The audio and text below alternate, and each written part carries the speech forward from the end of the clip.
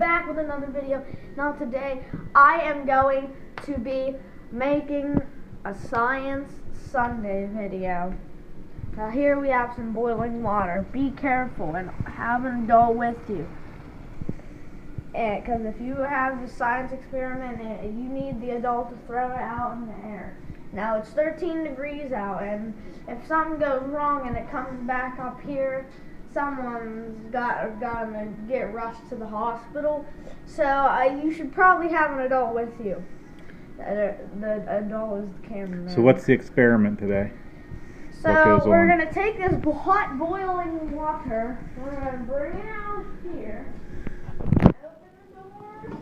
Open the other door. We're gonna throw it, and it's gonna vaporize. Okay.